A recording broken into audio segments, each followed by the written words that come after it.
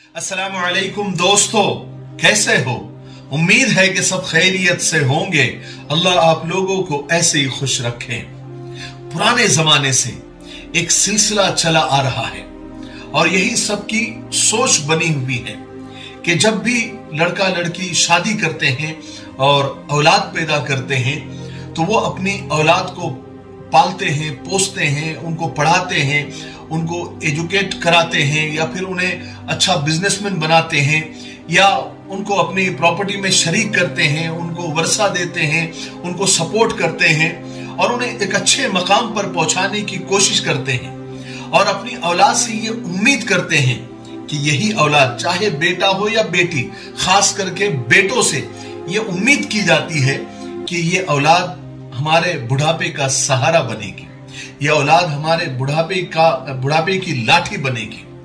लेकिन आजकल के जमाने में ई ख्याल अस्त, महाल अस्त, जुनू अस्त, यानी आजकल के तजुर्बे ऐसे बता रहे हैं कि ये सिर्फ ख्याल है, पागलपन है। जिस तरह से आजकल ओल्ड एज होम जो खुल रहे हैं, जिसे वृद्धा आश्रम भी कहते हैं, और जिस तरह से वो भरे जा रहे हैं, जिस तरह वहां पर माँ बाप की लाइन लगी हुई है, बल्कि कई ओल्ड एज होम में तो ले नहीं रहे। जैसे स्कूल में होता है ना कि एडमिशन फुल, एडमिशन अब नहीं होगा, ऐसे ओल्ड एज होम में भी आजकल एडमिशन फुल के बोर्ड लगे हुए। कितने अफसोस की बात है ये हमारे समाज, हमारे मुआशरे के लिए। ठीक है, तो मैं आज आपको एक बात समझाना चाहता हूं। देखिए, शादी करते वक्त ही लड़का और लड़की को यह समझ जाना चाहिए कि हमारा जो असल बुढ़ापे का सहारा है, हमारे जो असल बुढ़ापे की लाठी है, वो मियां को यह समझ जाना चाहिए कि उसकी बीवी उसका सहारा बनेगी और बीवी को भी यह समझ जाना चाहिए कि मेरे बुढ़ापे का सहारा मेरा मियां ही होगा। कोई बहू नहीं, कोई बेटा नहीं, कोई बेटी नहीं। यानी वो हकीकी जो सहारा होता है बूढ़ी औरत का, वो उसका बूढ़ा शौहर होता है और बूढ़े शौहर का जो असल सहारा होती है वो उसकी बूढ़ी बीवी होती है। आपको पता है ये बात आज मेरे जहन में क्यों आई? आज हमारे घर में हमारे नाना आए थे, तो बातों बातों में हमारी नानी को इंतकाल हुए शायद 4-5 साल हो गए हैं। तो आज अपनी बीवी को याद करते हैं, हमारी नानी को याद करते हुए उनकी आंखें भर आई थी। वो कह रहे थे कि मैं ऐसी मजाक में अपनी बीवी के ताल्लुक से उनको बता रहा था कि देखो ये मजाक में ऐसे देखो, इसको समझाओ, ये ऐसा करती है वैसा करती है। तो कहने लगी, यानी नाना हमारे कहने लगे, कह रहे तेरी बीवी तेरे लिए असल है और यही तेरी खिदमत करने वाली है और यही तेरा सहारा। देख तेरी नानी चली गई तो मुझे चाय भी वक्त पर नहीं मिलती, नाश्ता भी वक्त पर नहीं मिलता, मांगना पड़ता है। और जब तेरी नानी जिंदा थी तो जरा सा भी अगर बहू या बेटा या बेटी नाश्ता देने में देर करती थी तो हंगामा खड़ा कर देती थी। तो जो असल सहारा होता है वो बुढ़ा बुढ़ी, यानी बूढ़ा बूढ़ी, ज़ईफ और ज़ईफा एक दूसरे के लिए ही होते हैं, है ना। लेकिन इसकी एक कड़वी हकीकत भी है कि इनमें से कोई एक जब चला जाता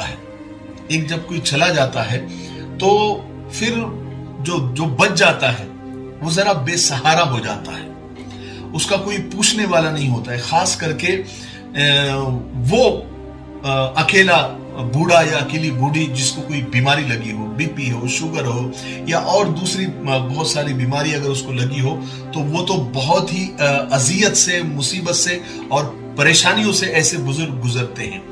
लेकिन बहुत सारी औलाद, अगर माँ बाप, वालिदैन अगर मालदार है तो औलाद, मैं पहले बता रहा हूं, मैं किसी पे इल्जाम नहीं लगा रहा हूं, कुछ औलाद ऐसी है जो माँ बाप अगर मालदार है तो वो बराबर उनकी खिदमत करती है, उनको हॉस्पिटल लेकर जाना, उनके लिए सब कुछ करना।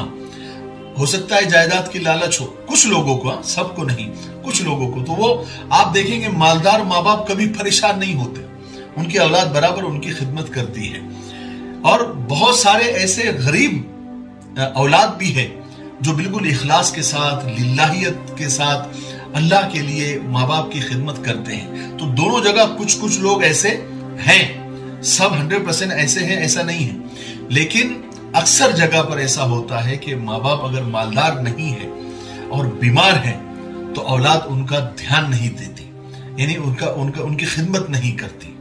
मैं असल में ये समझाना चाह रहा हूं कि अगर आप चाहते हैं कि आपका पार्टनर बुढ़ापे का सहारा बने तो फिर जरूरी है कि अपने रफीक हयात, अपने लाइफ पार्टनर के साथ, अपनी बीवी, अपने शौहर के साथ जवानी में आप अच्छे रहे, आप उनके साथ हुस्न सलूक करें, उनकी छोटी मोटी गलतियों को माफ करें, एक दूसरे को खुश रखने की कोशिश करें, एक दूसरे की बीमारी, परेशानी, दुख दर्द या छोटे मोटे हादसात में उनको तसल्ली दे, उनको दिलासा दे और उनको सब्र की तलकीन करें और उनके साथ हमदर्दी से पेश आए, क्योंकि आप दोनों ही है एक दूसरे का सहारा।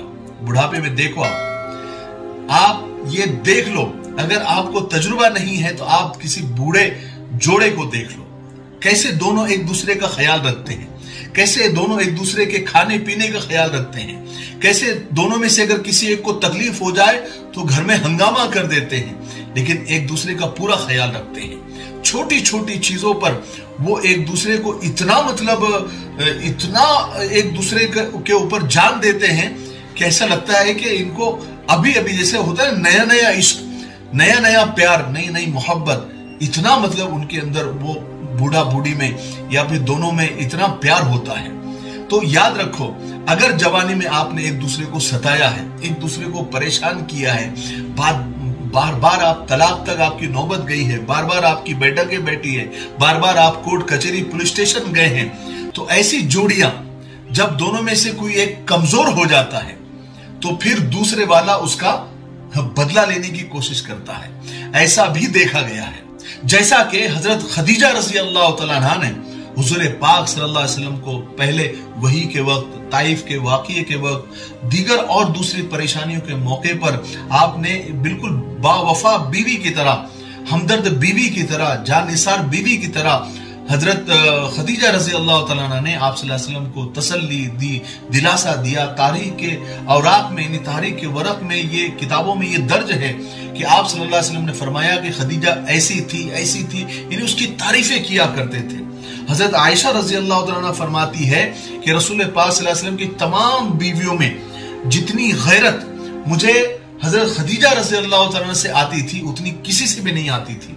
हालांकि अम्मा जान आयशा रज़ी अल्लाह तआला अन्हा फरमाती कि मैंने हजरत खदीजा को देखा तक नहीं था, लेकिन नबी करीम सल्लल्लाहु अलैहि वसल्लम की जबान से अक्सर मैं उनका जिक्र सुनती थी, उनकी तारीफें सुनती थी। यहां तक कि अगर कोई बकरी जुबा करते आप सल्लल्लाहु अलैहि वसल्लम तो उसके टुकड़े हजरत खदीजा रज़ी अल्लाह तआला की सहेलियों तक भिजवाते थे, यानी उनकी सहेलियों से तक उनको इतनी मोहब्बत थी। तो आप अंदाजा लगाइए कि हजरत खदीजा रज़ी अल्लाह तआला अन्हा से आप सल्लल्लाहु अलैहि वसल्लम को किस दर्जे की मोहब्बत होगी। तो मेरे भाइयों, असल जो मोहब्बत करने वाली होती है, असल जो मोहब्बत करने वाले होते हैं वो मियाँ और बीवी। इसलिए अल्लाह से हमेशा दुआ करें, औलाद नेक निकल जाए, इससे बड़ी तो कोई विरासत नहीं है, लेकिन असल में अल्लाह से हमेशा ये दुआ करें कि अल्लाह किसी का मोहताज ना बना, ना बेटी का मोहताज बना, ना बेटे का मोहताज बना, ना बीवी का मोहताज बना, या अल्लाह बस तेरा मोहताज बना। लेकिन हकीकत में मियाँ बीवी जब रहने का वक्त हो, साथ में जब रह रहे हो, अज़दवाजी जिंदगी, मैरिटल लाइफ आप अच्छे से गुजारे तो आपका बुढ़ापा अच्छे से कटेगा। जो जवानी में आप बोओगे वो आप बुढ़ापे में काटोगे। तो मैं ये बताना चाह रहा था कि असल जो सहारा है, असल जो बुढ़ापे की लाठी है वो औलाद नहीं बल्कि आपकी बीवी है और आपका शौहर है। इसलिए उसका ख्याल रखें, ज्यादा लड़े नहीं, वरना ये लड़ाइयां, इसके नतीजे, इसके रिजल्ट बुढ़ापे में देखने को मिलते हैं। ठीक है, हाँ, ऐसी बहुत सारी जोड़ियां भी है जो जवानी में बहुत लड़ी लेकिन बुढ़ापे में एक दूसरे से बहुत प्यार और मोहब्बत भी करते हैं। लेकिन आजकल जरा लोग प्रैक्टिकल हो गए हैं, प्रैक्टिकल होकर सोचते हैं, गिव एंड टेक का जमाना आ गया है, किसने कितना दिया उसको उतना रिटर्न दिया जाता है। तो थोड़ा सा ध्यान में रखें, पुरानी बातें जो हो गई वो हो गई, वो होती होगी, लेकिन आजकल का जमाना जरा पलट गया है। मुझे उम्मीद है कि आज की बातों से आपको बहुत कुछ सीखने को मिला होगा। तब तक मेरे लिए, पूरी उम्मत के लिए पूरी इंसानियत, पूरी मानवता के लिए और हमारे प्यारे मुल्क भारत के लिए और यहाँ की अमन शांति के लिए, तरक्की उन्नति के लिए खूब दुआएं करते रहे। अस्सलाम वालेकुम रहमतुल्लाहि व बरकातहू।